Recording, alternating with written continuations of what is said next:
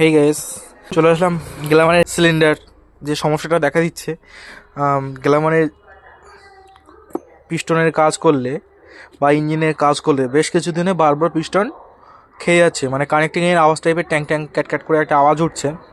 তো সেই সমস্যাটার সমাধান নিয়ে আমরা চলে আসবো বলেছিলাম, কিছুদিন আগে একটা ভিডিও আপলোড করেছিলাম যে এটার এই সমস্যার সমাধান কিভাবে আনবো। তো সেটার সমাধান আমরা নিয়ে চলে এসেছি, ঠিক আছে। এটাও কিন্তু গ্ল্যামারেরই পিস্টন, ঠিক আছে। এটা গ্ল্যামারের পিস্টন, এটাও গ্ল্যামারের পিস্টন।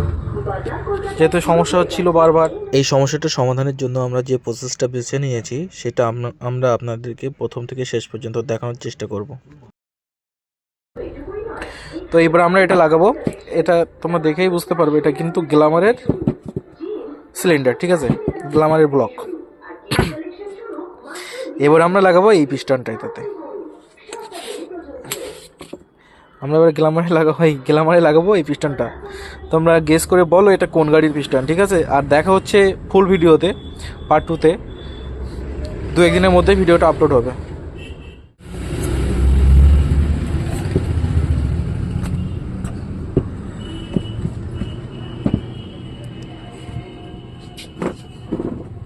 ঠিক আছে, তোমরা গেস করে বলো এটা কোন গাড়ির পিস্টন লাগানো হচ্ছে গ্ল্যামারে।